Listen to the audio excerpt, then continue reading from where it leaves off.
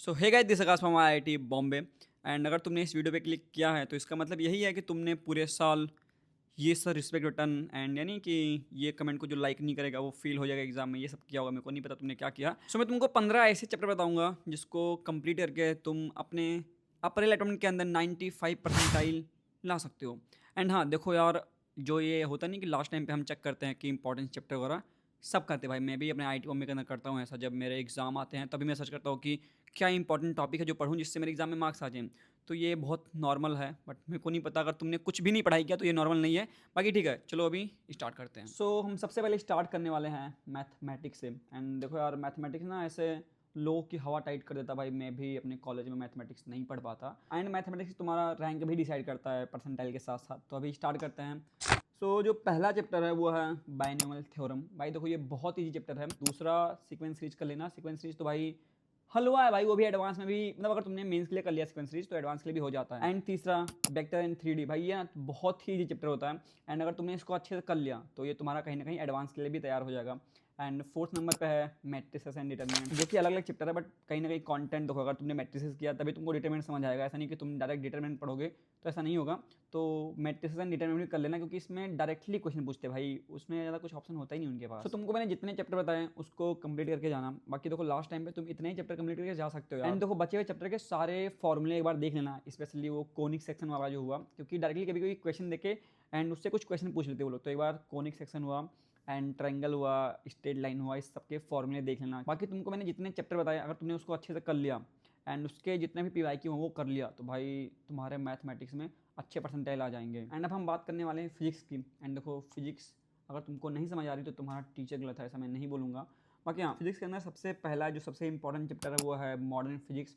And जिसके अंदर मैं तुमको कुछ ऐसे टॉपिक बताऊंगा ना, बस अगर तुमने वही कर लिया, क्योंकि मॉडर्न फिजिक्स बहुत बड़ा चैप्टर है, तो तुमको मैं जो टॉपिक बता रहा हूँ अगर तुमने वही कर लिया तो तुम्हारा मॉडर्न फिजिक्स हो जाएगा। मतलब मोस्टली क्वेश्चन वहीं से आते हैं। अब देखो यार, जेई की तैयारी करते करते और भी एग्जाम जैसे बीट सेट एनसेट की भी तैयारी हो जाती है। और अब बात करें बीट सेट के सिलेबस की, जिसके अंदर basically PCM, English and reasoning होता है। और एनसेट का सिलेबस बीट सेट के एप्टीट्यूड और जेई मेंस के मैथ्स से मिलती है। इन सारी तैयारी के साथ इंपॉर्टेंट ये है कि कॉलेज कैसे चूज किया जाए। टॉप आईआईटीज को चूज करते टाइम नो डाउट एक बार भी सोचना ही नहीं है, लेकिन बाकी कॉलेज सेलेक्ट करना चाहिए उनके करंट स्टूडेंट के प्रोग्रेस से। अब जैसे एनएसटी की बात करें तो यहाँ के स्टूडेंट जीसॉ क्रैक कर रहे हैं। जीसॉ मतलब गूगल समर ऑफ कोड, जो कि एक ग्लोबल प्रोग्राम है जहाँ पे student real open source project पे काम करते हैं एंड दुनिया भर के डेवलपर के साथ कोलैबोरेट करते हैं। एंड ये यूजली वही स्टूडेंट क्रैक करते हैं जिनकी कोडिंग एंड डेवलपमेंट स्किल काफी स्ट्रांग हो। जरा इमेजिन करो, जहाँ मोस्टली फर्स्ट ईयर के स्टूडेंट प्रोग्रामिंग का बेसिक समझ रहे होते हैं, वहीं एक इंस्टीट्यूशन के फर्स्ट ईयर के 6 स्टूडेंट ने जीसॉ क्रैक कर लिया, जो कि कंप्यूटर साइंस एंड एआई में बीटेक ऑफर करता है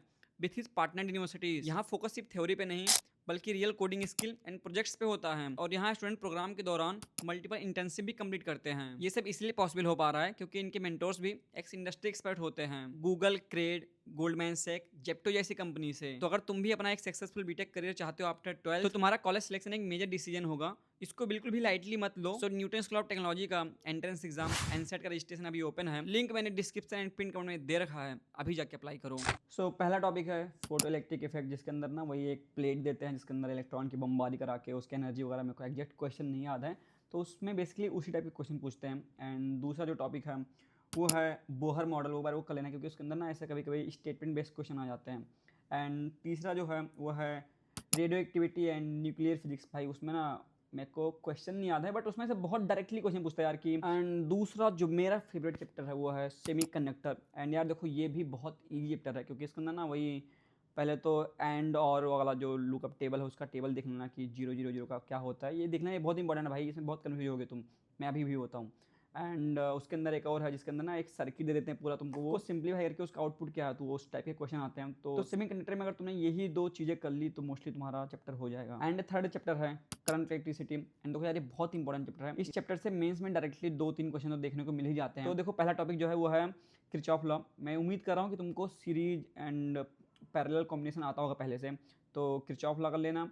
एंड उसके अंदर जो सारे ब्रिजेस हैं, बीट स्टोन ब्रिज हुआ, मीटर ब्रिज हुआ, एंड जो एक पार्ट है उसके अंदर सेल का, वो सेल वाला भी पार्ट देख लेना। बस ये 3 टॉपिक कर लोगे तो हो जाएगा तुम्हारा करंट इलेक्ट्रिसिटी। और फोर्थ चैप्टर है रे ऑप्टिक्स। देखो यार, ये चैप्टर बहुत बड़ा है बट इसके अंदर ना कुछ ही टॉपिक्स होते हैं जिससे बार बार मेंस में क्वेश्चन आते हैं। तो पहला टॉपिक है लेंस एंड मिरर का जो फॉर्मूला वो देख लेना। एंड उसका जो मैग्नीफिकेशन होता है एक बार वो भी देख लेना। Plus combination of lenses and mirror जो होता है नहीं कि एक मिरर लगा दिया एक लेंस लगा दिया, उस टाइप के क्वेश्चन आते हैं भाई, वो करके जाना। टोटल इंटरनल रिफ्लेक्शन वो भी कर लेना भाई। And fourth and last topic prism कर लेना। उसके अंदर ना भाई बहुत फॉर्मूला होता है, डेल्टा क्या होता है मेरे को याद नहीं अभी, बट प्रिज्म कर लेना। एंड पांचवा चैप्टर है ग्रेविटेशन। तो देखो हम जब 12th में पहली बार आते हैं तो एटलीस्ट हम इलेक्ट्रोस्टैट पढ़ते ही हैं, तो इलेक्ट्रोस्टैट के सिमिलर ही कहीं ना कहीं ग्रेविटेशन, क्योंकि यार मोस्टली चीज़ें तो सेम ही है, बट ग्रेविटेशन के अंदर एक लास्ट का टॉपिक होता है प्लेनेटरी मोशन, वो कर लेना, वो सबसे ज़्यादा इंपॉर्टेंट है। एंड जो छठा चैप्टर है वो है थर्मोडायनेमिक्स। अगर तुमने थर्मोडायनेमिक्स फिजिक्स का कर लिया तो कहीं ना कहीं तुम्हारा केमिस्ट्री का भी क्लियर हो जाएगा। तो तुमको मैंने जितने चैप्टर बताया तुमने उसको अच्छे से कर लिया तो तुम्हारा फिजिक्स अच्छा हो जाएगा। बाकी तुमको मैं कुछ टॉपिक बता रहा हूँ, टॉपिक भी तुम करके जाओगे तो तुम्हारा कहीं ना कहीं थोड़ा और अच्छा हो जाएगा। तो पहला टॉपिक है न्यूटन